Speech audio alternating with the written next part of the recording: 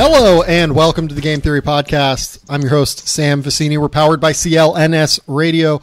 Today on the show, we have Dan Feldman from over at nbcsports.com to talk about the Detroit Pistons, who have the number 12 pick in the NBA draft, as well as Ian Levy from over at FanSided to talk about the Indiana Pacers, who have one of the most interesting off seasons in the entire league coming up because of Paul George.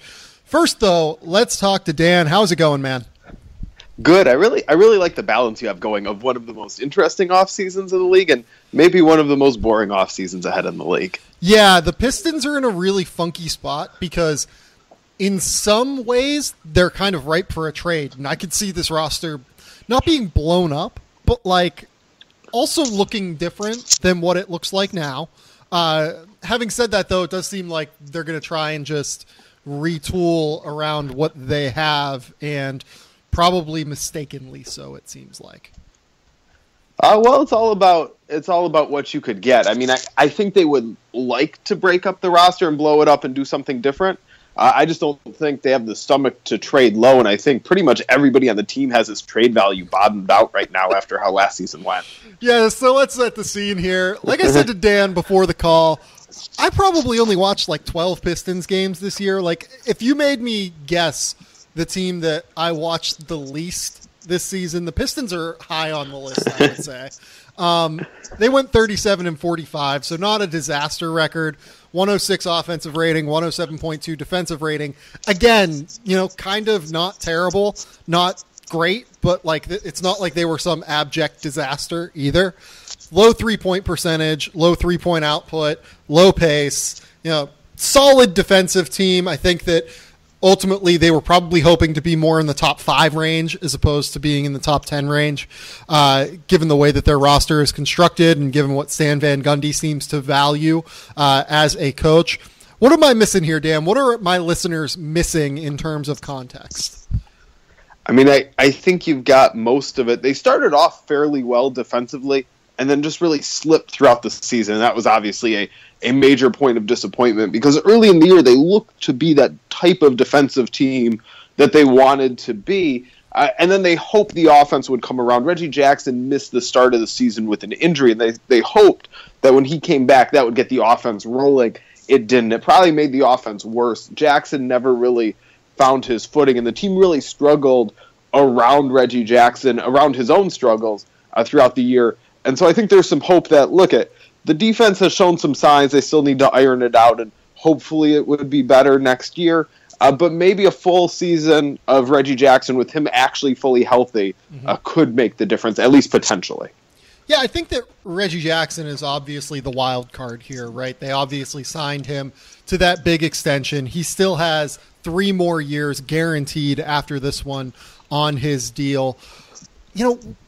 Where are we with him? Are we just kind of willing to write this season off, given the fact that he was dealing with injuries for a majority of it? Or do we kind of think they need to start looking in a different direction? What do we think?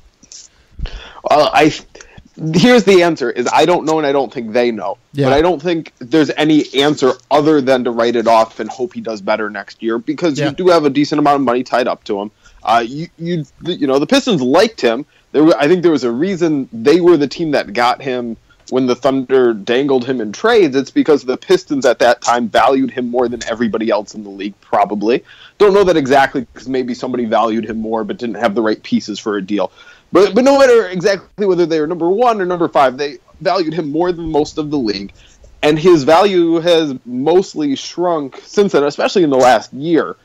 He got that big contract. He played well after the trade. And then just last year, maybe because of injury, maybe not. He really regressed. So I don't think there's a better option than just bringing him back and hoping for the best. Because if you trade him now, what's his trade value? It's so low. Yeah, his trade value right now is probably like low-end starting point guard in the NBA, maybe even a little bit less than that, given the fact that he has 3 guaranteed years at $16 million plus over the course of those years. I mean, when he was healthy, he was right on that edge of being like a top 15, top half point guard in the NBA. Really, really good pick and roll partnership with Andre Drummond. Had developed a little bit more as a passer than I thought he would. You know, he averaged 9 in that first year, or the first half year with Detroit. They regressed back last year more into the 7 range, 6 range, and that's probably more of his sweet spot. He's going to be more of a scoring, quote-unquote, point guard than a true distributor, but that's fine in today's NBA. The NBA is going more toward those type of scoring lead guards. The question is, can he get back to that, 19 points, 6 assists a game with, decent defense going forward? Yeah, I mean, that is the question, and I don't, like I said, I don't have a good answer, and the reason it's such an important question is because of the trickle-down effects. I mean, Andre Drummond was not great offensively last year. How much of that is because he didn't have Reggie Jackson around as his pick-and-roll partner? Their teammates didn't shoot very well. How much of that is because they weren't getting the open looks that the Jackson-Drummond pick-and-roll sort of as the base play creates? So I think the hope, and I'm going to keep using the word hope throughout this podcast, I'm sure, the hope is that Jackson gets healthy, and then there's a trickle-down effect that solves a lot of the Pistons' problems. Yeah, and you mentioned Drummond there. I think he's a really interesting discussion point as well, because everyone was hoping that he would take a step forward after his All-Star season in 2016. I think he kind of took a step back almost, but it's hard to tell if it was an actual regression in terms of his skill set or if it was a regression offensively because he was running pick and rolls with Ish Smith, and the effect of Ish Smith on a defense is the point guard can just sink back and crowd Drummond the entire time. And with their lack of three-point shooting and spacing, it just kind of, allowed them to help a lot easier onto Drummond. Yeah, I mean, some of that for sure was playing with Ish Smith, though they started to figure each other out a little bit as the year went on and create a little bit of chemistry there. But there are some limitations that you're not going to overcome. If Ish Smith is not a good shooter, and that is going to change how defenses cover it. So you just can't completely overcome that. I think the bigger concern was Drummond's defense. Yep. That's where the Pistons really wanted him to grow and really become more of an impact defender. And there might be different reasons for this, but he just hasn't been. And I think one of them potentially is conditioning. I think it takes a lot of energy to defend and defend well over the course of a game. And he doesn't always put out the best effort level. And, I think some of that's a mentality thing. And I think some of it might be conditioning. And some of it is just learning defense. If you know where to go and when to go there, you can do it easier, expend less effort doing it. And still produce results, but when Drummond defends well, he has to exert a lot of energy because he's still learning how to do it. Yeah, I think conditioning is a really great point because I feel like he doesn't contest as much as he should. Mm-hmm. Be that conditioning or be it rebound hunting, which I think he also does occasionally. Over the course of the last 2 years, he's really developed into probably the best defensive rebounder in all of basketball, I would say. It's hard to say, though, if that's necessarily a factor of him kind of chasing rebounds and not contesting as much as he should, or if it's a factor of, him just being this hyper elite defensive rebounder on some level. I think it's a combination. One other factor I'd throw out there is his teammates, especially this year, have really not really helped out on the defensive glass how they should have. And so it's a cyclical effect, right? They see Drummond is an elite defensive rebounder, and they leave it to him. And then he sees his teammates aren't crashing the glass, so he knows he has to go get the rebounder. Nobody is. And there is a balance somewhere in there, and the Pistons didn't find it last year. So I guess that this kind of leads into the next question here. How comfortable are you with Andre Drummond as what is ostensibly this franchise centerpiece center right now? I mean, I'm okay with it. He's still young. He's still in his early 20s. Very talented, high upside. And the Pistons got him without ever bottoming out. I mean, they had their long run of unappealing years. And personally, I would have rather they bottomed out. Like, I don't care if I were a Pistons fan if they have a couple really awful years. Like, when you have this extended stretch of winning about 30 games, that doesn't do much for me rather than winning 20. But that's where they wanted to go, and I think if that's how they wanted to be, if they were trying to win as much as they could, and even if that was about 30 games, to take that strategy and wind up with a player like Drummond with his upside and value, I think they came out ahead. Some teams have better franchise players, some have worse, but I don't think it's the worst place in the world to be with Andre Drummond as your franchise player. Yeah, I mean, I think that's probably, especially if you're talking about a guy that, is in that early 20s range. Some teams obviously have Russell Westbrook, who's in his later 20s, and LeBron James, who is in his 30s as their franchise players. Andre Drummond, he's still not a finished product by any stretch of the imagination. It's ultimately going to come down to how much do you buy into him improving on the defensive end and improving his conditioning? Because, we're about to enter I believe year 6 of the Andre Drummond experience. Is that right? Mm-hmm. And the conditioning has never improved. It's gotten a little bit better to the point where he is at least able to stay on the floor for 30 minutes a game, but it's still not good enough to where I would say that it is improved to the level that you would have hoped for at 23 years old. And if that's going to be, is that going to be a problem continuing to go forward into the future as he ages and now that he has been paid? I mean, that's ultimately the question for how Detroit is going to build their team around him. That's the big scary thing is he had this year. This might have been the most disappointing year of his career, just because expectations keep going up. It wasn't the worst year of his career, but as expectations rise, he hasn't lived up to it. And this was the first year of his big max contract. And maybe that's a coincidence. Maybe there's something to that. And the worry is that there's something to that. Yeah, I mean, Drummond has 4 more guaranteed years at 23, 25, 27, and around $29 million. So if I was the Pistons, I would be a little bit scared. That last year is a player option, of course, but if the Drummond experiment goes south, then the Pistons are still on the hook for that $29 million at the end. So it's scary, but like Dan said, in terms of upside, there are worse places to be, I feel like. And even with his flaws, I think people get lost in this sometimes. He had a down year. He's still a pretty productive player. No, he wasn't as good as he was the year before. He wasn't an all-star. But he is so big and so talented and moves so well and does so many good things. He can't help but make an impact. Even in the games where Pistons fans went nuts about his effort and even Van Gundy was real frustrated with him. You sort of look back and go, oh, wow, he was impacting the game with his interior presence. He was contesting some shots and maybe not enough, but he's definitely grabbing rebounds, or he was doing things that help the team. He can't help but be helpful. The thing is, it just could be more. Yeah, and for the Pistons, who have invested this money in him, they need it to be more, right? They need him to shoot better than a 51% true shooting percentage like he has over the course of the last 2 years. They need him to become an actual defensive impact player. And, it's in terms of talent, like we've been saying, it's fine. But in terms of, will they actually get it? It's still up for debate, I think. Let's talk about their free agency situation and get into a discussion that I kind of want to have with you because I think you'll have an interesting perspective on it. The Pistons this offseason, they have Kentavious Caldwell-Pope up for restricted free agency.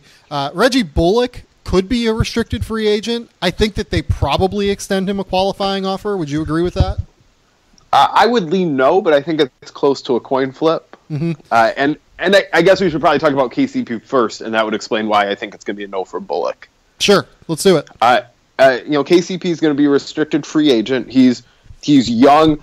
He's a two-way player. He has the skills teams want. He plays a scarce position playing on the wing. He can guard multiple positions. He shoots three-pointers. I think he's probably going to get a max contract if he pushes for it. And given that Rich Paul's his agent, I think he'll push for it. It's going to put the Pistons right in the luxury tax territory for a team that's, obviously not the most confidence-inspiring team. And so I think they would probably prefer not to pay the luxury tax for this team. The owner has said that they would be willing to pay the luxury tax for a winner. Maybe this team meets his definition. I'm not sure exactly where he'd draw the line or how much tax he'd be willing to pay. But I just think it's going to be narrow margins. Reggie Bullock is, even if they sign him, he'd be a nice depth piece, but he wouldn't be anywhere near a lock for the rotation. And so I think when you're playing with the luxury tax like that, they would probably just not extend him the qualifying offer just to give themselves a little more clearance. Yeah, I think that that's a fair statement. I guess that my thing is, I think Reggie Bullock is probably a low-end rotation player. Like, I'm not certain of that yet, but I think he probably is, just given the fact that he's such a strong shooter. And it's really hard to find those types of players on the trade market, on the free agency market, just because a guy who can play the 2 and the 3 and shoot, hopefully, by the time he is in his prime, 38 to 40% from three-point range. Those guys are really difficult to find, and I feel like it's worthwhile to keep the asset and maybe look to trade him in the future, maybe even as soon as next season, so that you don't have to pay the luxury tax. The issue is if he accepts the qualifying offer, then he can waive any trade for the next year. And then, if you're paying him more than the qualifying, if he signs another contract, you probably have to let him go. Like, I'd just be dicey keeping him at the qualifying offer because of the luxury tax concerns. If he signs a bigger deal, you probably just have to let him go, and that's fine, because that might be where you end up anyway. But if he accepts the qualifying offer and you can't trade him for a year if he doesn't approve it, or that's where you could run into more trouble. Yeah, I feel like his range is going to be like a 4-year, $20 million deal with like a team option on the 4th year. Mm-hmm. Like, I think that makes sense for everyone involved. Like, he gets financial security. A team takes a low risk chance on a guy who could eventually develop into a useful piece on a scarce position who can knock down shots. But let's move on from Reggie Bullock talk and talk about Kentavious Caldwell-Pope, because KCP is probably one of the 10 most interesting free agents on the market this summer, probably. I would say that's right around the range. I'm trying not to kill all like the intrigue about the Pistons offseason, but like I said at the top, like it is shaping up to be kind of boring. Cause I guess what makes you see him as such an interesting free agent? Do you mean his free agency or just him as a player? I mean him as a player. They're gonna match whatever needs to be matched. I think like that's not an issue. Right. I just mean as a player, right? Like, okay, he's a guy. Yeah, he's a guy that can average, hopefully in his prime, 16, 17 points a game, play maybe not all defense team level defense, but, just below that level of defense. He's probably not. I mean, how would you compare him to Avery Bradley defensively, given some of the underlying metrics that have been out there around Avery Bradley's defense? Yeah, he's not quite there. Yeah. But he's just a tier below that. I mean, I see Avery Bradley as a borderline all defensive second team type of player in an average year, and give him some consideration, look hard at him. And KCP is somebody like you have to give consideration, but maybe don't necessarily have to look hard at unless it's a down year for guards. Yeah, I think that's a really great way to put it. My thing is if KCP, for him to reach his peak value on a team, he really needs to become more efficient offensively. And you need him to be a max level player at least. He probably needs to start shooting more like 38% from 3 while also creating some of the offense that he's capable of. He's taken steps in both directions. He shot, I think, about 35% on 3 this year, but he does it at such a high volume of attempts. I think there's a little forgiveness for his percentage being down. He's not selective about him because the Pistons need his shooting. That's one thing Van Gundy harped on a lot with this team was, all right, it screws up our offense if you have an open 3 and don't shoot it. If you're one of our shooters, like you got to shoot it. And KCP was the one player throughout the season who just kept shooting without abandon in a good way. And so I think he's showing progress. As far as doing stuff as a ball handler, again, showing progress. It's still a raw part of his game, but they ran some pick and rolls with him and did some things like that where he was that secondary initiator. And that was completely new. He had never done that before this season, and he handled it okay for somebody who's just taking on that role. Yeah, no, he's such an interesting player because I feel like in a regular market, he is not worth a max contract. Like if not every team in the NBA is going to have max space this offseason, or not even half the teams in the league, I feel like you're going to have max space this offseason. But even there being 10 teams that probably have max space, he's going to get one from someone because he's so young and because he plays a position of value. But his real market value, quote unquote, even though it's kind of ridiculous because you're worth whatever someone is willing to pay you to play basketball for. But like his real market value in terms of his contributions on the floor is probably more like $17 million a year, like average level starter. Right. I mean, this is what happens when you have a max contract where players like LeBron and Durant and Curry, like, where they can only make so much, that extra money, leftover money, has to go somewhere, and players like KCP reap a lot of it. Yeah. So he's a tricky guy to kind of value for me, just because I think he's probably a starter in the NBA. I think he's definitely a starter in the NBA, really. But the question is, what is the upside? And I think he still needs to grow into more upside here going forward. Let's move. That's what's encouraging about him, though, is he's already a good player, right? We're talking about him as somebody potentially all defense. He's a solid three-point shooter, excellent in transition. I think he could do some damage with more of an up-tempo team. He doesn't really get so many opportunities in Detroit. And he's already pretty good. And then at his age, like, you got to figure over his next contract, he's going to be at this level or better. Like, if you get this level, okay, you might not be thrilled, but it's probably not going to be worse than this. He's not going to decline over the next 4 or 5 years. Yeah, that's a really good point. Who would you feel more confident maxing, him or Nerlens Noel? Ooh, I guess that's a good question, because I like Nerlens. I guess I'd say KCP just because of positional scarcity, that there are so many solid centers in the NBA, you can find something, but you can't get enough wings right now. Yeah, I agree with that. I would definitely rather max KCP than Nerlens, just given some of the stuff we've heard about Nerlens in terms of his immaturity levels and the injury history, plus the positional scarcity. I think that KCP is a better bet to live up to his end of the contract, even if Nerlens probably has slightly more upside, we'll say. I'd agree with that. So let's move on. Let's talk about the Stan Van Gundy era here in Detroit, because for me, there's not a whole lot to be excited about in terms of what he's done as an executive. Coaching-wise, I don't think anyone doubts the acumen, anyone doubts the credentials, anyone doubts the ability that he has. As an executive, though, I think there are a lot of reasons for concern.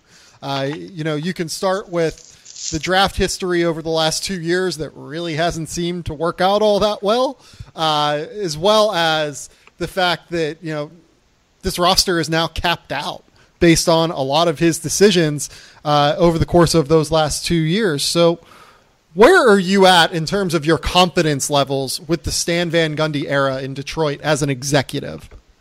So I came in very skeptical and always hated the idea of a president coach, and I hate them. Now have mixed feelings.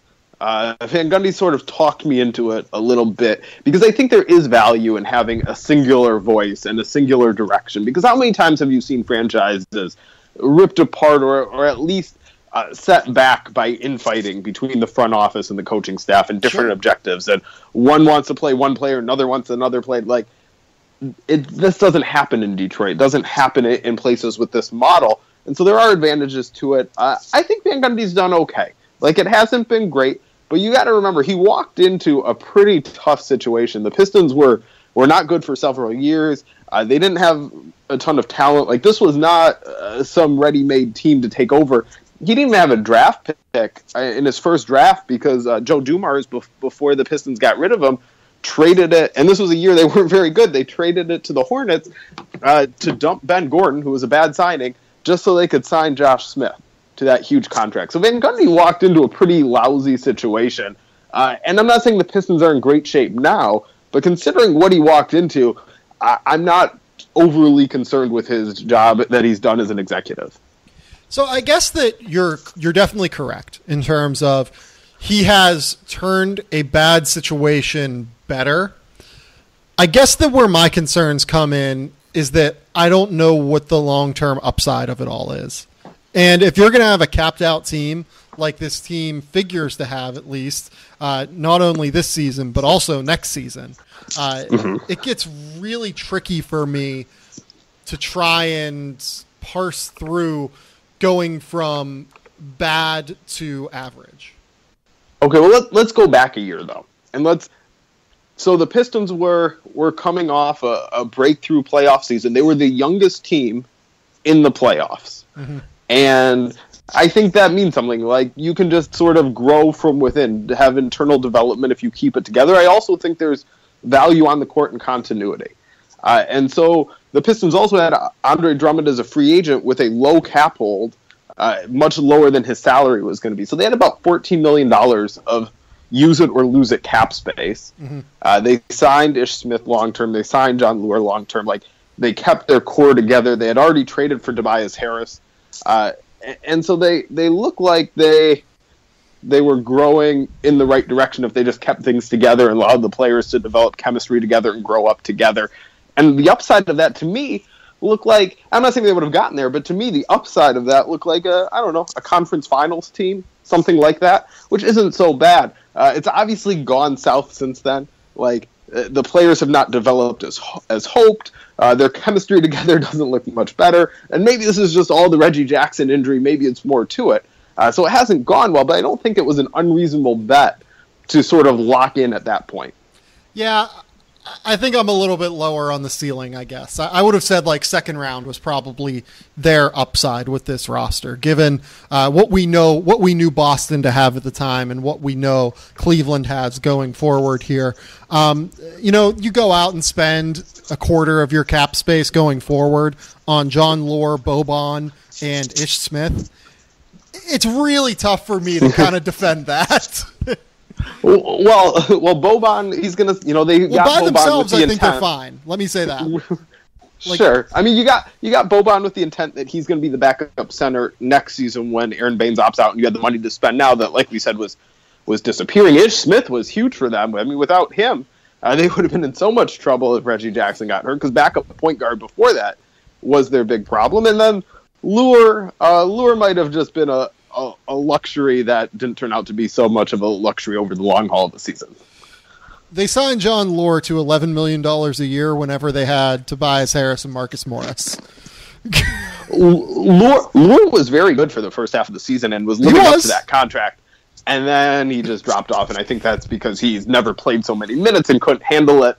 And so the question with him is, next year, is he going to be more accustomed to such a large role and able to handle it?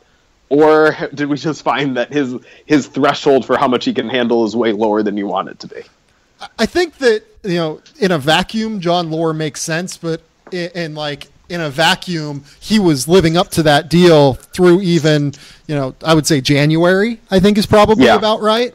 The problem is how much surplus value is he adding to this Pistons roster versus going out and trying to sign an $11 million a year wing. In allowing Marcus Morris and Tobias Harris. Yeah, to just do that. And I know that your next question is going to be, what wing would they have signed, right? No, that was going to be my second question. My next question was going to be, I guess just statement. It would have made more sense to me, and they didn't really do this. But Lure can play center. Morris and Harris can't play center.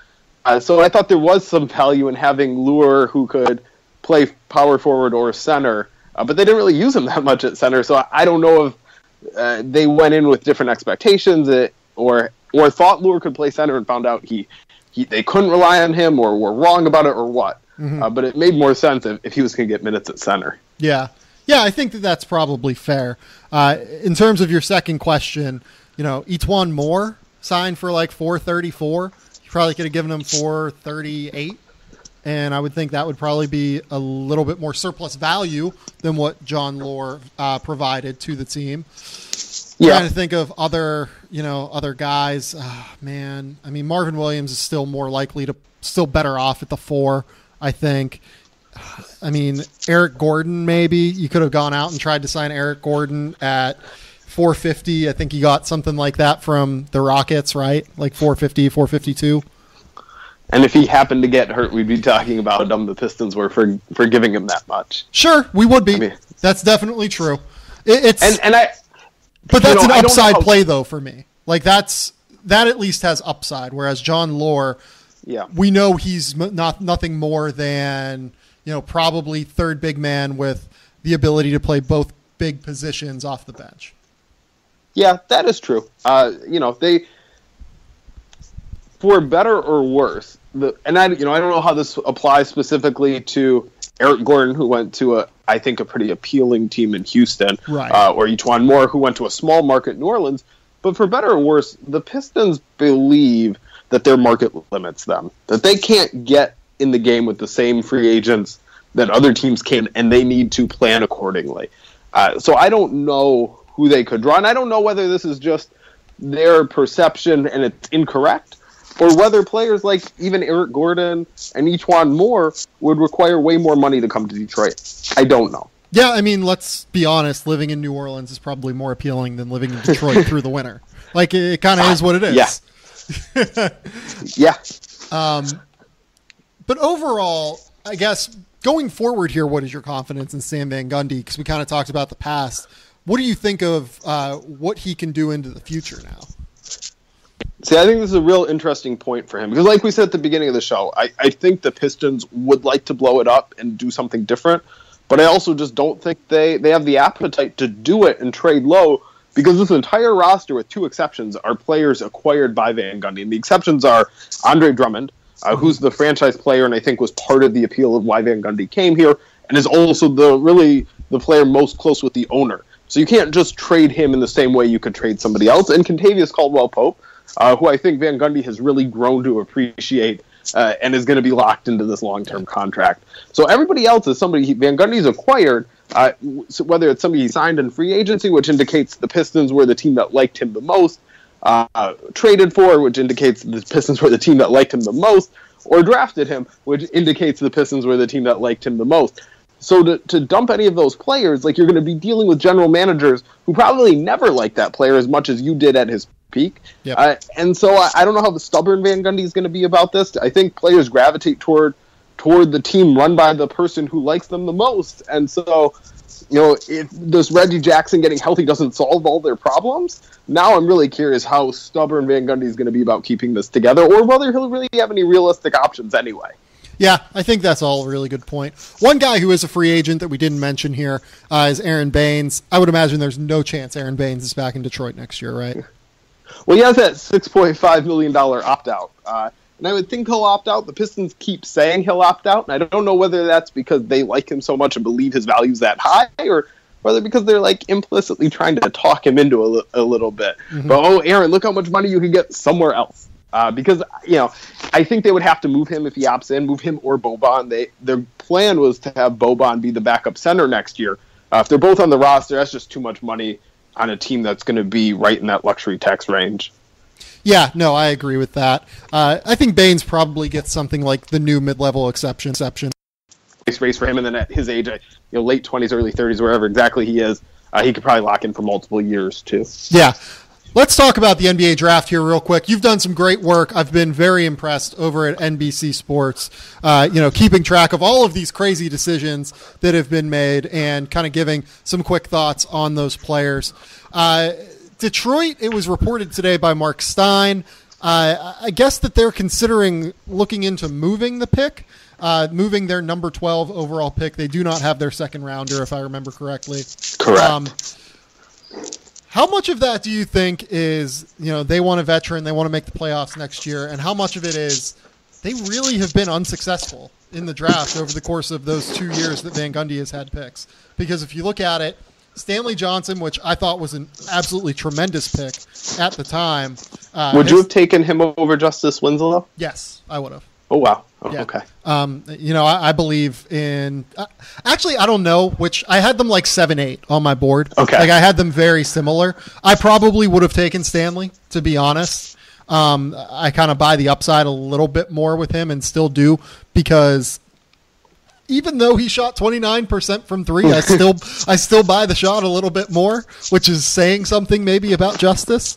Yep. But nonetheless, Stanley Johnson and I believe Darren Hilliard was their second round pick right after after Stanley Johnson, and then last year Henry Ellenson and Michael Benege. Benege, I have relative confidence in that he can be a rotation player. Whoa. I have always kind of liked Benege, though. Like, I'll just full on admit that, and I'm not sure that they even retain his non-guaranteed salary this coming season. But nonetheless, I think he's a good shooter who cares defensively at the very least, and who can handle the ball a little bit. And at 6'6", 6'7", there's value for guys that have that skill set, at least in today's NBA. Yeah. I'm not a believer. I just think he was too old and too far along on his developmental curve, and not far enough as a player. But it's late second round. Like, most of those guys aren't going to pan out. Right. The bigger question here is, what are they doing with Henry Ellenson? Because as we've kind of said, I don't know where he plays. Like, I'm not saying like I don't like Henry Ellenson. I just don't know where he plays as this roster is currently constructed. I think they like Henry Ellenson. I do. Their plan definitely was this year to go in with him out of the rotation, and that's why they signed Lure, because they wanted somebody more NBA ready. But I think they still like him a lot, and I think they mostly view him as a power forward. I think center is his long-term position. I don't think he's going to be quick enough to stay with a lot of power forwards. Yep. But what he could do as a center, as a ball handler, as a passer, and then fingers crossed as a shooter, that could be special at that position. And, I think he could bulk up enough to hold his own inside. He's not going to be this dynamic defensive presence, but if he can just be an okay positional defender, hold his ground, and maybe he'll have to be played in some matchups where he's not going to get dragged into a ton of pick and rolls if such a thing exists by the time he hits his prime.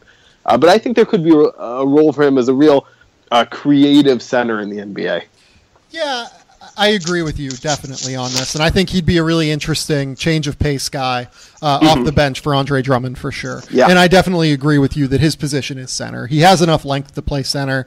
He's a pretty decent rebounder. Like you said, he's not overly physical, but he's big and bulky enough to where he can at least hold his own physically there. The problem is you have John Lure for 3 more years. You have Boban for 2 more. You have all of these combo-y power forwards who are better off playing the 4 in Tobias Harris and Marcus Morris. Obviously Andre Drummond is there and going to take 30 minutes of center every night. I just don't know where he gets minutes this year or this coming year as the roster is currently constructed. Well, if they have to duck the tax, I look at, one of those combo forwards or Lure as most likely to be dealt, and so that could open up things. Yeah, maybe. That's a good point. It's entirely possible. I think that the guy that they probably should dump is Boban if they want to get Henry Ellenson minutes. Like, if they like Ellenson enough, that is, they should take a look at moving Boban, because I think that Ellenson is going to be best off at center.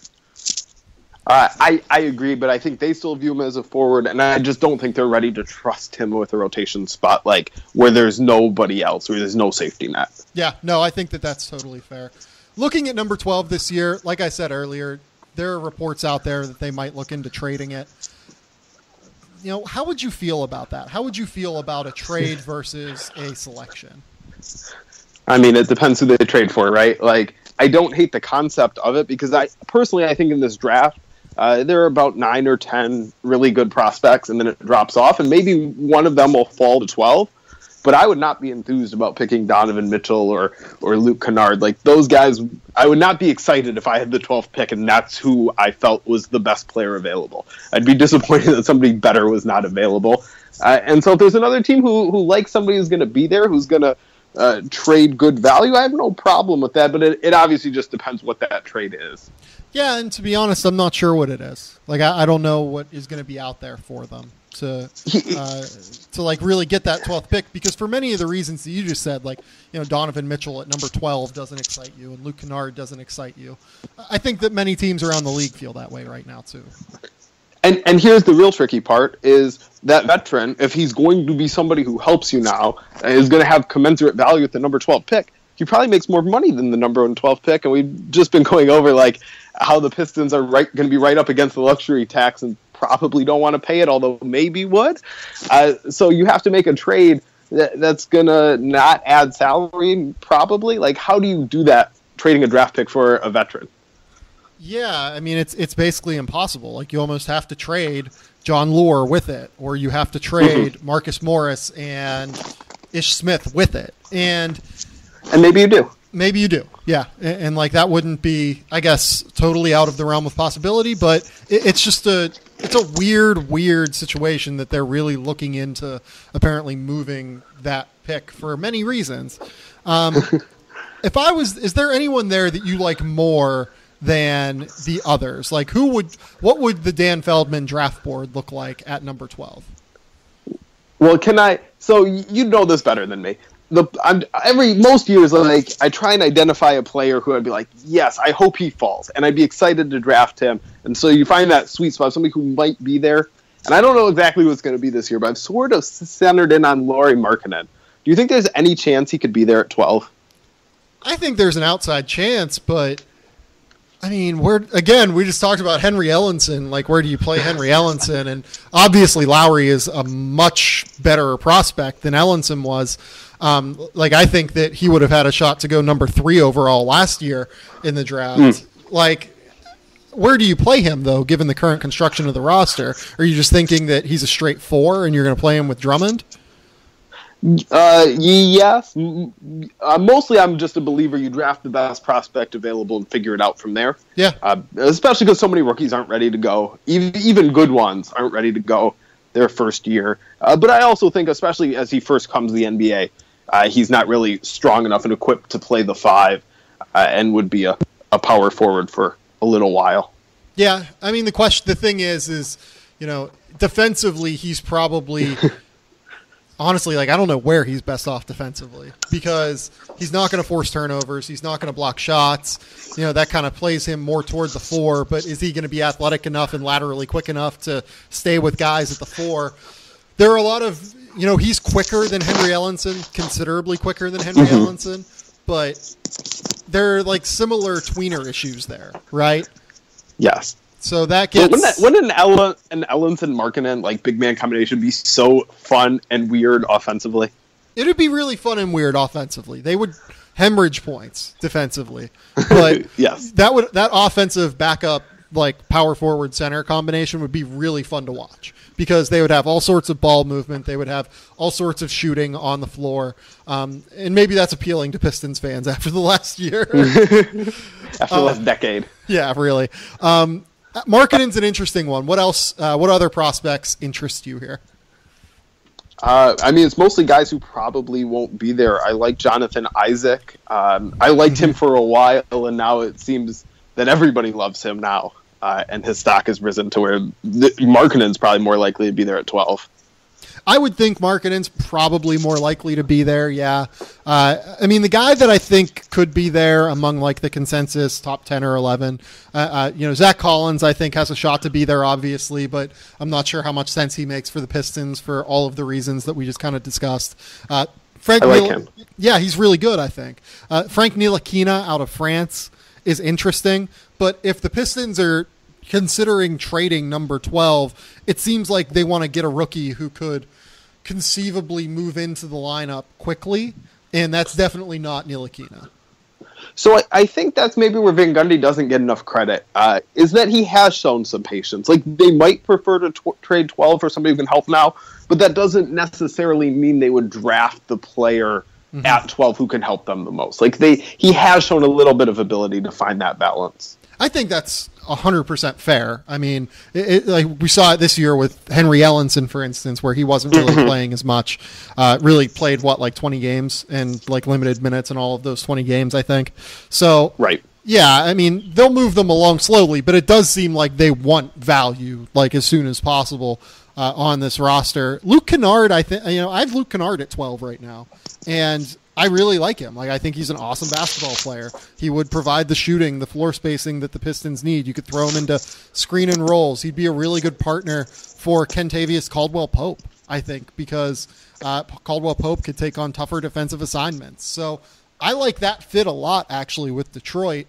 The question is just how high are you on his skill overall?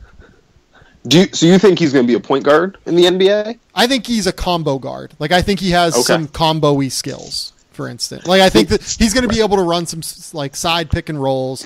He's going to be able to initiate offense with his passing. He's not obviously an awesome athlete by any stretch of the imagination, but he's crafty enough, he's smart enough, and he's a good enough shooter that I think he'll have enough space to operate to where he can do that kind of stuff. So yeah, I view him as, also in the combo guardy range, but somebody who just has some nice point guard skills for a shooting guard. That if he is your initiating your offense, your top distributing, ball handling, all that guard, then I think your offense is in some trouble. Maybe you can get by with that in some limited minutes here and there. Right, that's my point. Yeah. You're hoping that you can get by with it for 5 to 7 minutes a game or something if you need to. Right. And then, he would probably be, based on where the Pistons roster is right now, the best fit for all the reasons you said. I think he is the best fit right now. But what is this Pistons roster going to look like when Kennard is in his prime, or the next time the Pistons are good? That's why I don't believe personally in drafting so short-sighted. But we don't know that much about Van Gundy's draft record yet, so maybe he does to a degree more than I do. Yeah, it's a really tough question. I think the Pistons are in a really weird spot in this upcoming draft, and generally in this upcoming offseason. We said that this offseason was going to be a little bit boring for the Pistons, and ultimately there's not going to be a lot of player movement, but they're still in an interesting place organizationally, I feel like, at least enough so that we were able to talk about them for 45 minutes. That is true. Dan, thank you so much for coming on. Tell the people where they can find you online, where they can find your work, everything like that. I'm on Twitter at Dan Feldman NBA, and all my writing is at NBC Sports. Go follow Dan on Twitter. He does a great job. He knows the CBA inside and out. He's always really interesting to read on player movement throughout the entire league. You should go follow him at nbcsports.com. This has been Sam Vecini, and we'll be right back with Ian Levy talking about the Indiana Pacers. I forgot for a second, and I had to remember. Thanks, guys.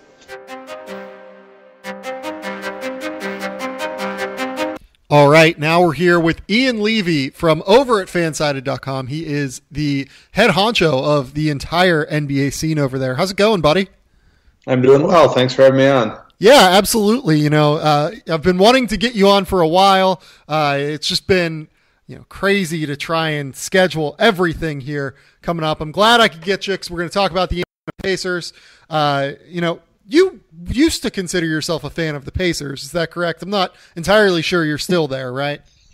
Yeah, I sort of, because I'm now a media professional, I've had to disavow fan allegiances. Some of that is like for practical purposes. I can't really be a professional media member and a fan at the same time, although some other people seem to pull it off.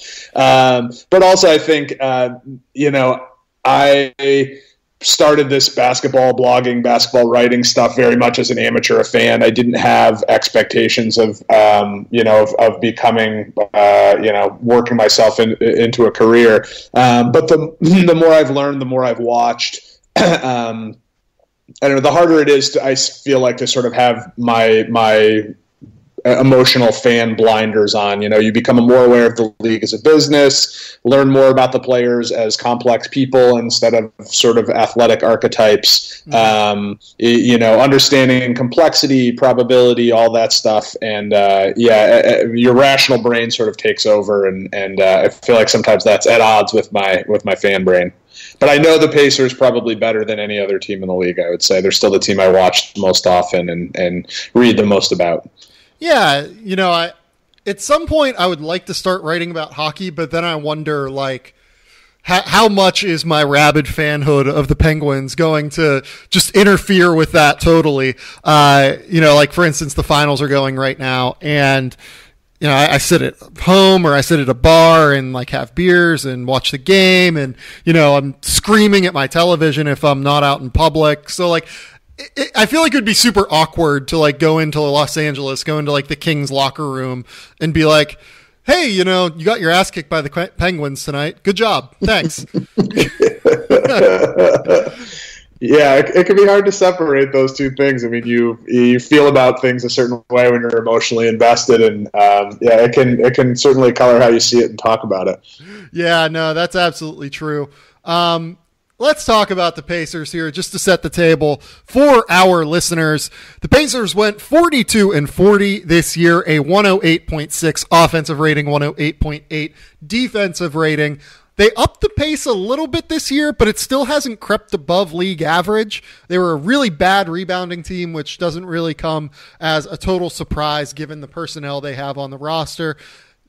They had really strong three-point shooting, but they didn't take a lot of threes within their offense. And then the last note here that I wanted to mention, they actually had the third weakest schedule in the NBA this season, according to Basketball Reference, just in terms of the way that things played out with, playing in the Central Division and who they ended up getting. So having said that, they did push Cleveland, I feel like, more than either of the other two teams have really pushed Cleveland. I know Boston took a game off of them, but it felt like the Pacers games were more competitive on the whole almost. Like, where do you think this team should feel, or how do you think they should feel after what just transpired this year?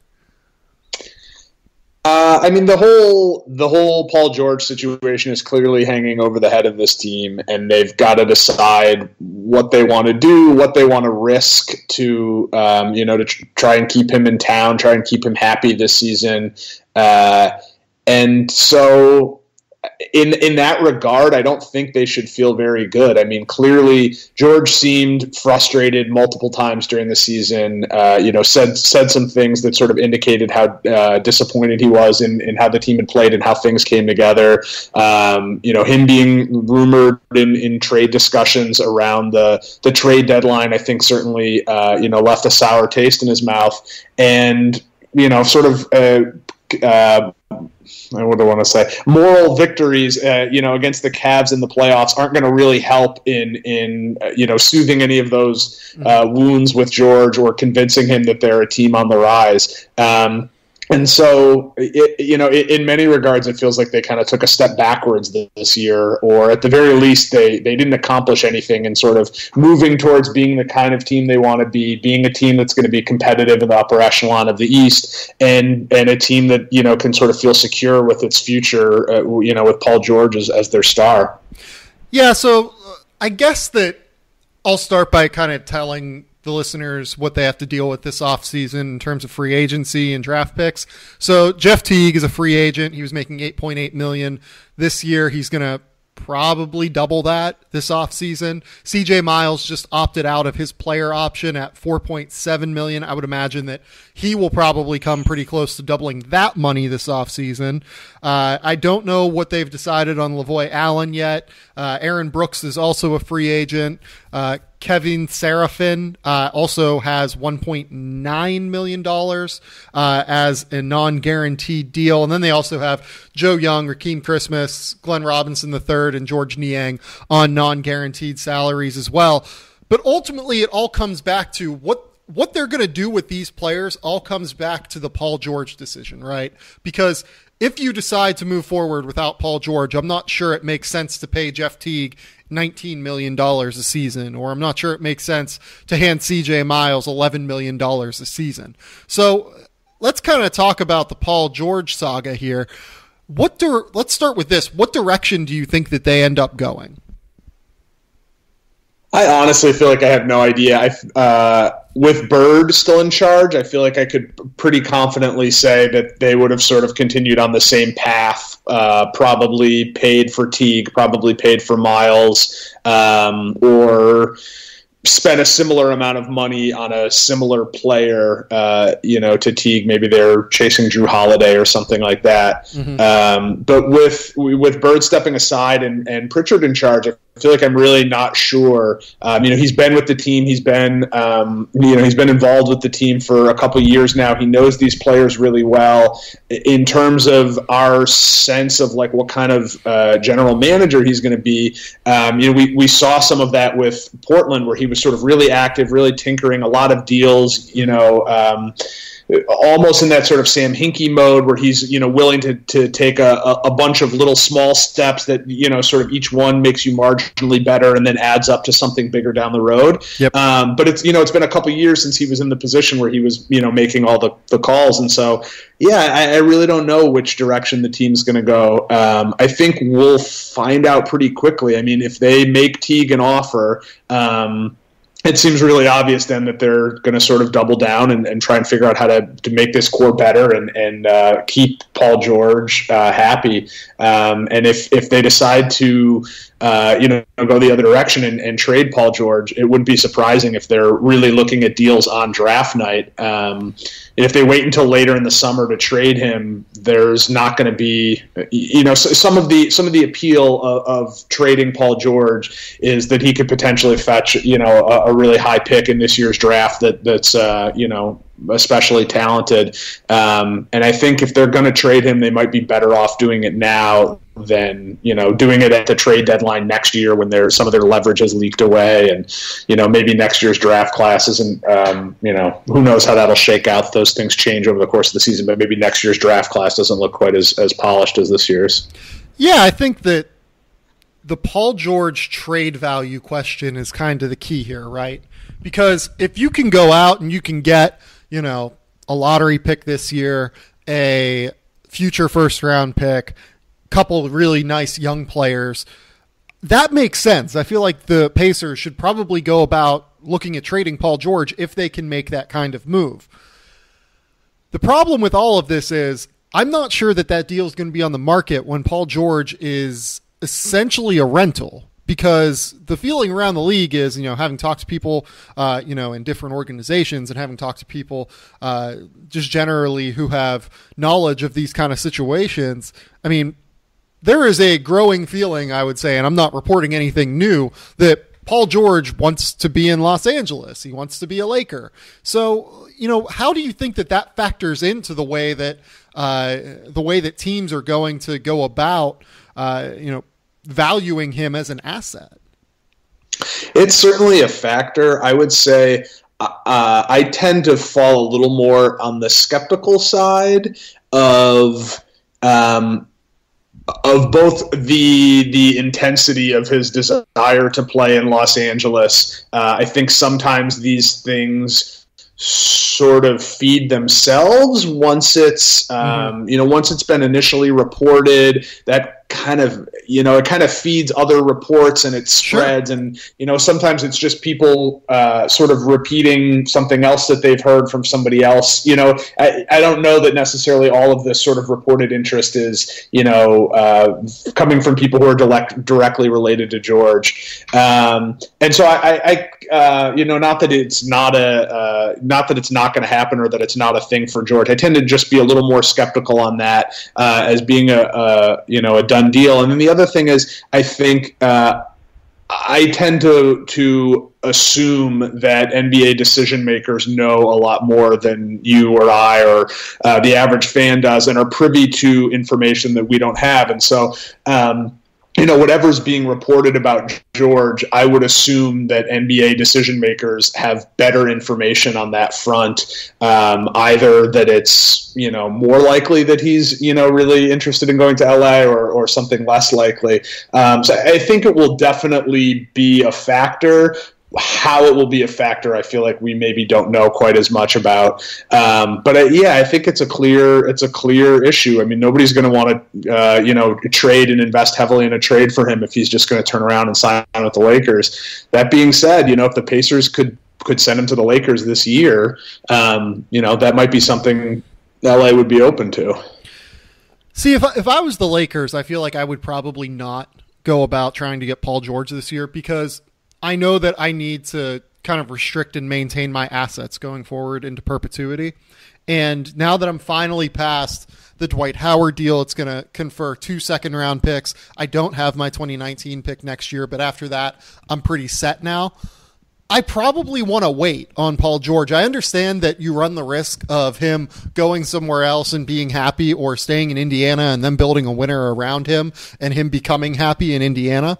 But I feel like I'm probably willing to take my chances with a player like Paul George, because he's probably a top, 20 player in the league. I think that's about right? Mm-hmm. I'd say there. Top 20 player in the NBA, really valuable scorer, knockdown shooter, has probably taken a small step back from when he was borderline all-defensive team, in terms of his ability to sit down and really get after multiple player types, but, still a good defender. Having said that, I might be willing to wait and see if I can press my luck with a player like that. If it was a guy like a, Russell Westbrook or something like that, I would probably go all in on getting him. But Paul George, I think I might wait. I don't know if I want to trade D'Angelo Russell and a first-round pick for Paul George if I'm Magic Johnson running that organization, whenever it hurts my team into the future to do that and hurts my ability to build a winner around the player that I'm acquiring.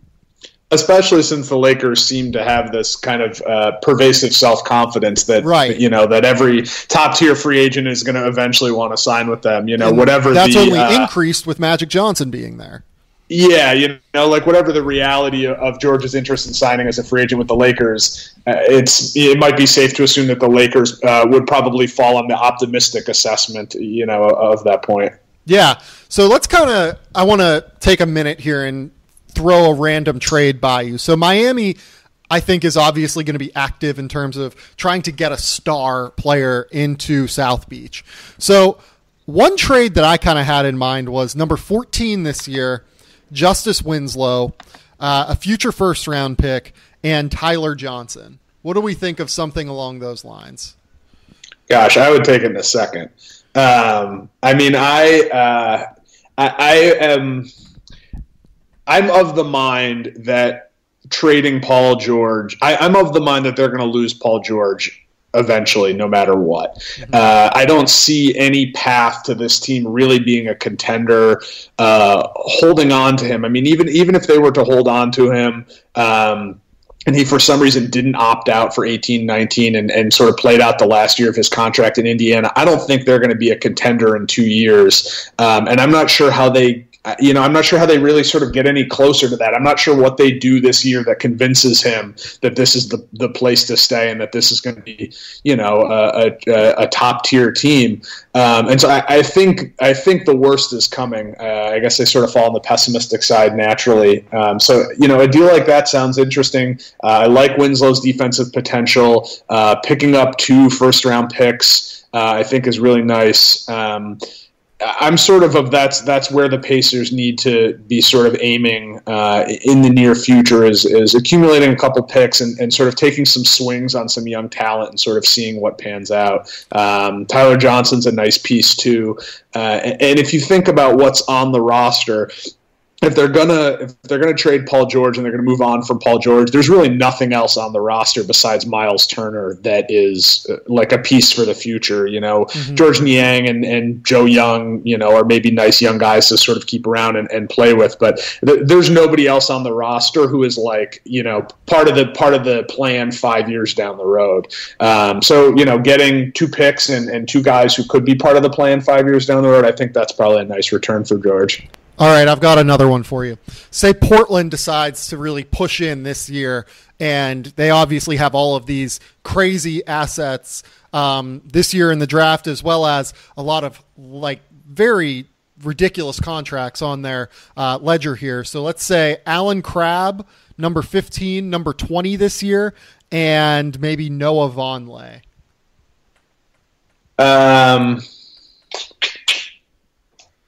I think that's a little bit harder of a swallow. Just Winslow and Johnson seem much more valuable than Crabb and Vonleh. Yep. But I think that's something that they'd certainly have to consider. What if I went Crabb and Harkless? I think that's a little more appealing to me. I think one of the problems is picking up picks at the end of the first round this year. It seems like a lot of the guys who are sort of projecting to be there at the end of the first round are I don't know. It looks like a lot of bigs there sort of clustered at the end of the first round, and I'm not sure how appealing all of those guys would be to the Pacers if they're going to keep Miles Turner. Yep. So, picking up 14 from the Heat seems much more appealing. 14 in a future seems much more appealing than something like 15 and 20 this year, mm-hmm. Where 20 is maybe like, Justin Patton and Harry Giles and Hartenstein, TJ Leaf, guys like that are falling around there. I mean, I already look at the 18th pick for them this year, and I don't know. I'm not in love with anybody there as sort of a future piece for them. Yep. All right, my last random fake trade. Tom Thibodeau decides that for foolish reasons he wants to push in with Minnesota this year. They decide to trade Ricky Rubio, 7, and maybe, does it take Zach LaVine maybe to do that? Zach LaVine, Ricky Rubio, and 7? That Probably. Seems like a lot, though. It does seem like a lot. I mean, maybe you go, yeah, but then you run into, I was going to say like Ricky Rubio and Chris Dunn, but then you run into the same point guard problems that Minnesota had this year. I mean, maybe, something along the lines how about Rubio, Jang 7 and maybe a future first or something like that? That's a good idea. I could get behind that. Rubio, Jang, and 7. I don't know if you're going to get a future first with both of those guys being in it, but then you've got Chris Dunn to take over the reins at point. You've got Zach LaVine. Then you have Paul George, Andrew Wiggins, and Karl Anthony Towns.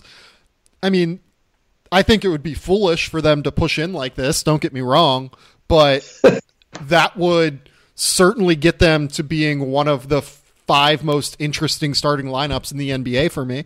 Maybe not one of the 5 best, but one of the 5 most interesting at least.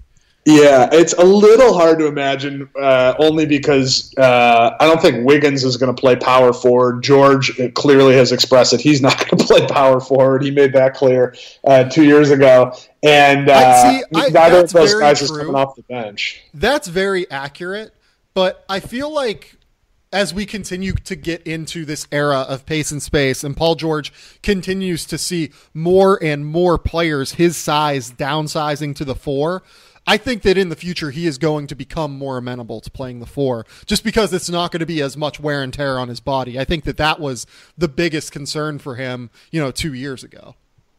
And of course, one of the problems with Indiana was that they sort of made that pitch, of him playing power forward and them going pace and space, but they didn't really follow through on the stylistic end as much as they could. So maybe that was some foresight on his part, knowing that they maybe weren't going to let him be sort of as much of a non-traditional power forward as he would have wanted to make that work. But yeah, I mean, that scenario with Minnesota is certainly interesting to me. I like Rubio. I think he's a great defender. Obviously the 3-point shooting kind of sticks out and the finishing sticks out, but his mid-range jumper came along last year. He was better from the outside.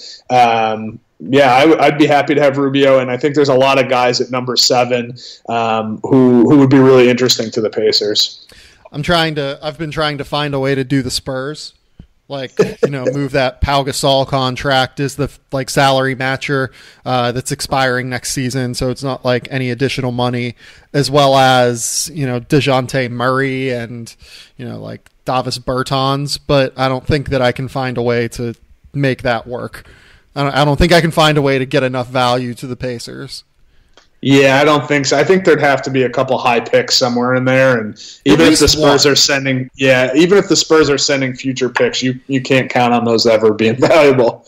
Yeah, I feel like they at least need one super high, top 10 pick to do this trade. They need one top 10 pick and one young player to make this trade. Otherwise, I think it's going to be really tough to sell to the fan base, and I think it's going to be really tough to sell to ownership that you're trading Paul George. You're essentially giving up a year's worth of revenue, within your organization and seeing where it goes. The other place is obviously Boston, but if I'm Boston, I don't know what, I'm not sure I try and trade for Paul George. I don't know that they're a Paul George away from competing next year. No, and honestly, I would think Fultz is more valuable than George. I mean, I know it's sort of an abstract versus concrete question, but if I was the Pacers, I'd probably rather have Fultz than George right now. Oh, and I assume sure. the Celtics would. I assume the Celtics would next year as well. Well, I think especially considering again, George, George would be a 1-year rental potentially. Well, I think the question is, I think that Boston could probably get Paul George without putting in the 2017 first overall, just given the fact that they have the 2018 Nets pick as well. So that's going to be a top 6 pick in all likelihood anyway. So I think you could sell the Pacers on, you're going to be getting a top 6, top 7 pick anyway. We'll toss you Jay Crowder, who is on one of the best contracts in the NBA. We'll toss you Terry Rozier, and then maybe something else if you want it. And that should be enough, I would think, to get Paul George for a single season. Yeah, I would think so. And that deal honestly would sound fine to me as well. Yeah, Jay Crowder, Rozier, and the 2018 Brooklyn Nets pick that will be a top 6 pick. I think that ultimately is probably disheartening to hear for Pacers fans in terms of you have this top 20 player and his value is, what is Jay Crowder? Maybe a top 70 player in the NBA, like in that range on a good contract. Terry Rozier, who hasn't proven himself to be a starting caliber point guard, and essentially a lottery ticket that could turn into anywhere from the 1st to the 7th overall pick in the 2018 NBA draft. I mean, that's not the typical return for a guy like a Paul George, but it's getting harder and harder for NBA teams to sell taking a chance on convincing a rental to stay, I feel like. Yeah, I agree. And it's going to be especially hard with him because all this LA stuff is already out there, and that's certainly not going to go away. I mean, even if they trade him this summer, that LA talk is going to be, fire all season. Yeah, it absolutely is. Let's go ahead and move on to Jeff Teague. I think Jeff Teague, like I said at the top here, is going to be obviously extremely dependent on whether or not Paul George re-signs in Indiana. Although it's worth mentioning, he is from the state of Indiana. Like, you could see a place where he's happy to stay at home if they offer him something like $18 million a year. What do you think Jeff Teague's value is on the open market? I'm not sure. I mean, my guess is something like 18 to 20 million a year is somebody's probably going to offer him that. I think he was exposed a little bit with the Pacers this year.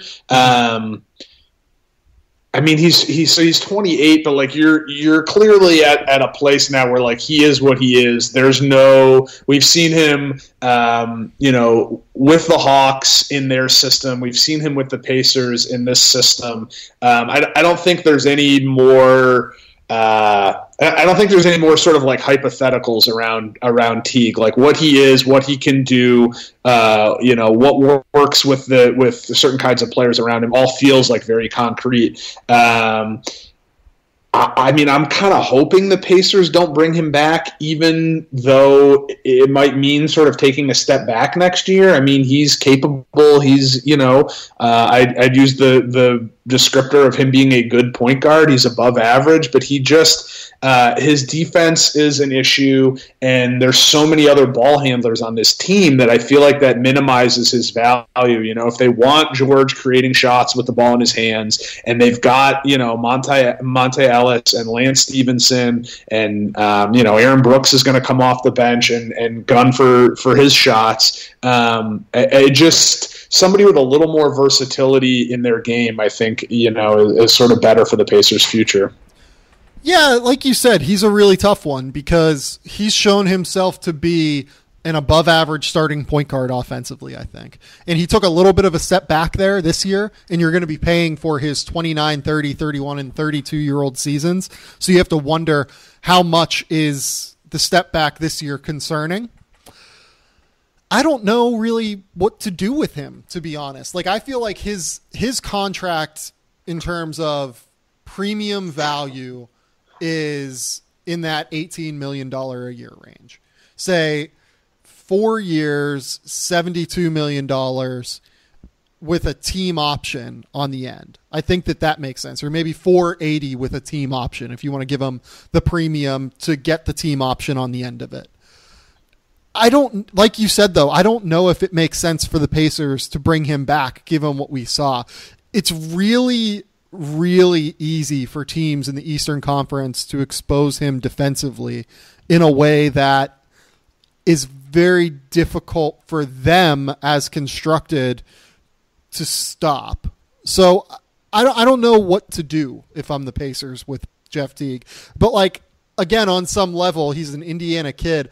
If they end up losing Paul George, it definitely makes sense from a roster standpoint to lose Jeff Teague. But I wonder if ownership would be like, okay, we want this guy to stick around so that, we have a guy who's at least not nothing on our roster. Yeah, and I think if Bird was still there, I think that would seem more in play. For whatever reason, I feel like Pritchard maybe has going off his track record in Portland, just maybe a little more creativity or a little more sort of willingness to think outside the box and take some chances. And honestly, I think the problem with Teague in Indiana is as much about Monte Ellis and Thaddeus Young, sort of filling out the starting rotation as it is about Teague. If they really, truly, played space and pace, let Teague run high pick and roll and put a 4-out starting lineup around him, with other players who could really shoot, he might be, some of the stuff that we saw this year might not be as much of a problem. If they had another big wing, somebody besides Monte Ellis to fit that shooting guard spot, maybe his defense is a little bit less of a problem there. They're able to work around it a little bit better than they were this year. But I think Lance probably conflicts with that. He's not that guy. I think making him just a sort of a spot-up shooter,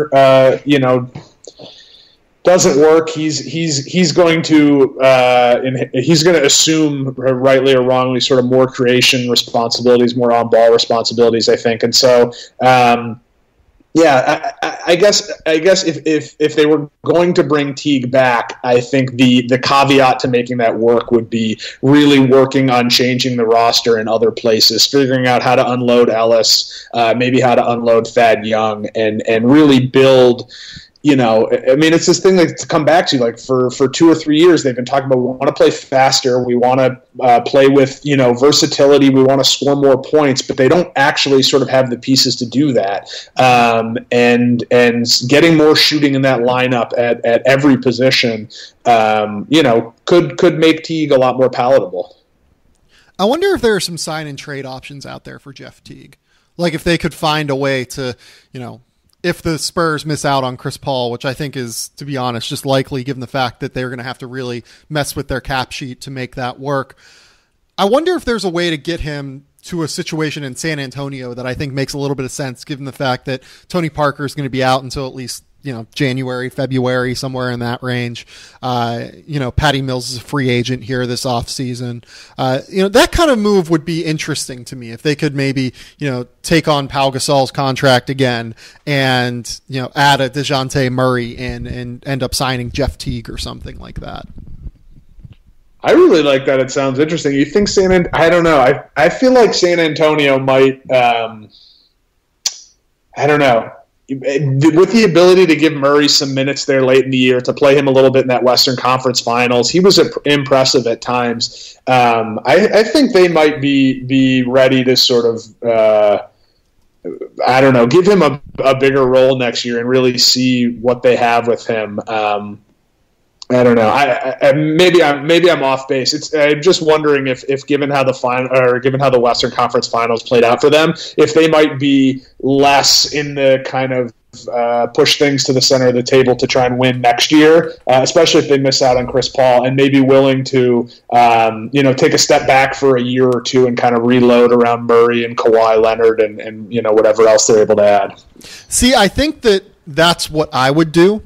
If I was them, I would take the step back, but I don't know that they will. With LaMarcus Aldridge being 31-32, with Kawhi Leonard being at the peak of his powers, and being just like Greg Popovich, how long do we think Greg Popovich has left? I mean, are we talking 4 years? I would say something in that range.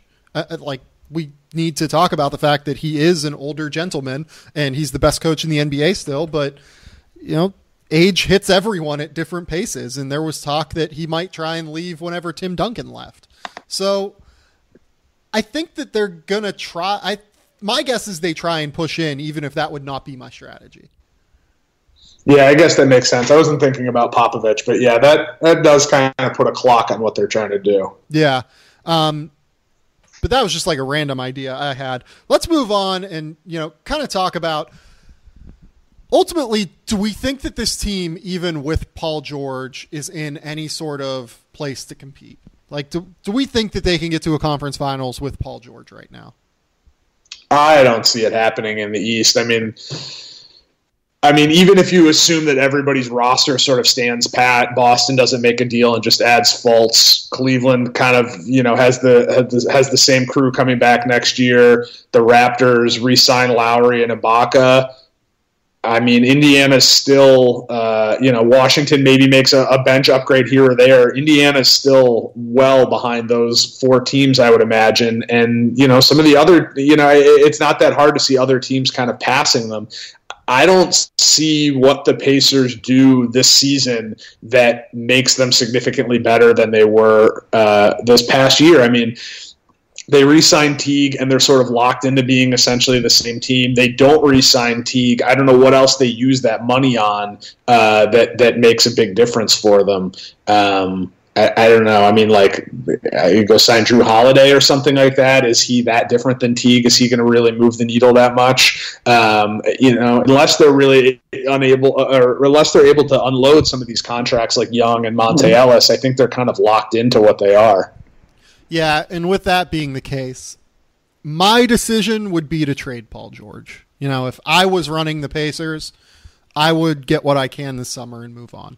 If I am in the last year of Paul George in all likelihood on my roster, I would decide that, this thing has run its course. We can't even get to a situation where we're in the final 4 teams and have to win 2 more playoff rounds, let alone, actually compete for a title. I think that you trade him while the iron's hot and try and rebuild on the fly and get to a place where, your team is competing for larger crowns. Even I'm someone who thinks that winning has intrinsic value. Like, I think what Memphis is doing is fine. Like, the fact that they are keeping the status quo and staying competitive. But this Memphis team is just better than the Pacers. And I think that you need to have a higher level team to be able to rationalize keeping your star whenever he's on the last year of his contract. And I'm just not sure I'm there with the Pacers right now. Yeah, I mean, so you look at Memphis, they're probably better at a baseline. And so if you accept the fact that any team, who's a championship contender is maybe like 1 break away from actually winning the title, Memphis is maybe, let's say, like 3 breaks away from winning the title, like a couple of real advantageous matchups and somebody gets hurt, and then maybe they're there. And the Pacers are like, 6 or 7 steps away from that, I feel like. And yeah, I was in on trading Paul George at the trade deadline last season. I felt like the writing was on the wall. And I think, you've got Miles Turner. He looks good, whether he's kind of a foundational star and somebody who can really, be the best player on a championship contender. I think they're still a long way from figuring that out. But I think they really need to think about this team on Miles Turner's timeline. So he's 21. We need to think about, or the Pacers need to think about what do they want this team to look like 4 years down the road when Miles Turner is 25, and what are the pieces that we would want to put around him, when we sort of envision that developmental track for him, and start taking small steps now. And, I feel like the team has suffered a little bit in the past from, kind of trying to do it all in one summer instead of, thinking for the future a little bit more. Yeah. I totally agree with you there. Miles Turner is their piece, and whether or not that's the right move, we'll see. But, he's the guy that they have that has proven himself to be a long-term starter 5 years down the road, at least, for the Pacers. And they should be looking at his timeline for sure. Let's talk NBA draft. Is there anyone at 18 that has kind of caught your eye? I mean, there's a couple interesting guys that you see in that range, but it seems like a lot of them are bigs, and I don't necessarily know how well they would overlap with Miles Turner. Looking at the Draft Express mock, and you've got Jared Allen and John Collins and Justin Patton and Harry Giles kind of stacked up right in that range. And none of them, I think, are sort of that appealing as a pairing with Miles Turner. I don't know. So I kind of let my mind wander there. And if you're going to take a swing, maybe it's somebody like Terrence Ferguson. I don't know. TJ Leaf is a little bit interesting to me. I think when I sort of envision the Pacers in the future, it's, obviously they want to be able to play fast. They want to be able to play defense. Leafs athleticism, ability to sort of play in the open court, and then, his kind of versatile offensive game. He seems like a guy who might sort of fit in well with that. Obviously he's got a long way to go, but I don't know. There's nobody there who really gets me too excited. Yeah, I'm someone who does kind of like the idea of TJ Leaf there. I think it'd be a little bit of a reach just given his talents, but I think he fits well with Miles Turner because Turner could kind of protect the rim for him a little bit. I like the idea of Justin Jackson there. I like the idea of Luke Kennard there. If they lose and decide to move on from Jeff Teague, I like the idea of Juwan Evans there. I think Donovan Mitchell is probably going to be gone before that, but I'm never opposed to taking athletic guards at that level. John Collins, you mentioned, I think that he would be an interesting fit with Miles Turner, given the rebounding ability that you could pair with Turner. One idea that I was tossing around with Danny LaRue is trying to find a way to package Thaddeus Young and move up in the draft. Do you think that there's any team that, kind of fits in that mold? Like, I feel like the Knicks would really want Thaddeus Young because, we've seen in the past that I'm pretty sure Phil Jackson really does like his game, but I'm not sure that I see a path to getting number 8 if you package Thaddeus Young in 18 with something else. No, when I saw the reports, I think it was yesterday, that Detroit maybe was looking at a win now veteran to trade their 12th pick. I looked at that, maybe 18 and Thaddeus Young to move up 6 spots to 12.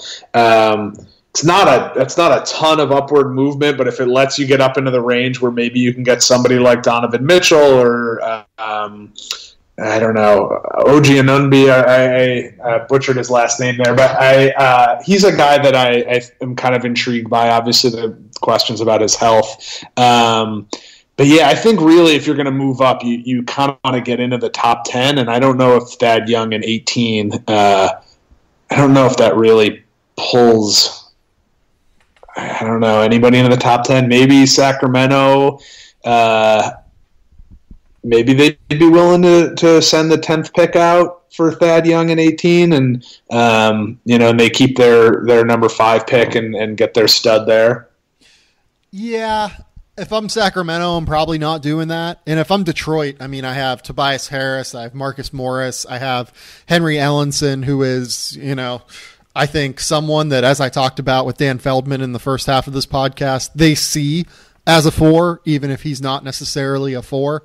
So I'm not necessarily sure that I see a ton of, see a matchup there with Thaddeus Young in terms of trade value.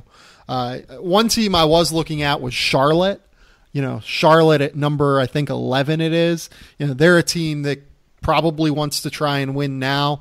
They could use a guy like Thaddeus Young. I think he'd be actually a really good fit in Steve Clifford's system. But then again, you're still a team that has Marvin Williams on, a decently long-term contract. You have, a few other guys that, you're probably still trying to develop. You might want to try and find a way to play Frank Kaminsky and Cody Zeller together, which again, probably a disaster. But I'm not sure that they want to just totally throw that out. Michael Kidd-Gilchrist, I think, is probably best off at the 4 nowadays, just given where his skill set lies. I'm just not sure what I see. I think that that's probably the best fit if they really like Young, but I think that it's still really difficult to find the match. Yeah, looking at those options for trading up, there's nobody that really sort of jumps out as an obvious partner. And like we were talking about before, the idea of maybe trading back and picking up multiple first round picks behind 18 is not that appealing to me. So if I was in charge and there was an option to sort of trade and pick up some extra picks, I'd ideally like them to maybe be in next year's draft. I think that's what I'd be looking for. I wonder if Portland would be, if they really fell in love with someone at 18 who had been falling. I wonder if 20 and 25 makes sense for them. Because if I'm the Pacers, I'm a person that really thinks that once you get down into that level, I would rather have more picks than have the higher pick. Like I would rather have 20 and 25 than 18 if I was the Pacers. But obviously, Portland has 3 first-round picks. You can maybe make an argument that they want to consolidate talent in a guy that they think might go 18 or 19. I don't necessarily know that I agree with it, but I think that you can at least make the argument that it's possible. Yeah, although is 18 going to be enough to get 20 and 25? I guess you're saying they're targeting somebody specific, because Portland's not going to be interested in Thad Young, or at least I wouldn't think. They'd probably want to send a couple bad contracts back with that. Right, yeah. I don't even know that they'd want to send bad contracts. Like I think that the move is just like pure draft picks and making that work. I'm sure that the Blazers would love to utilize one of these first round picks to get rid of Myers Leonard or like Evan Turner or Alan Crabb, even though I think Crabb's probably worth 11 to 12 on the open market anyway. 18's still too much, but it's at least palatable. I'm not entirely sure what I think of Turner and Leonard, but I don't know that they can move 26 and convince a team to take on 40 to 70 or 40 to $54 million in future contract value. I think I can speak for everybody associated with Indiana saying we've had our Evan Turner experience, and we're all set on that front. No joke, man. Ian, tell the people where they can find your work. I am at Hickory High on Twitter and at FanSided with running the NBA team there, and then the Step Back and Nylon Calculus are kind of our 2 premium verticals. Lots of great people doing lots of great work, so check us out. You also occasionally do some stuff at 538 still, right?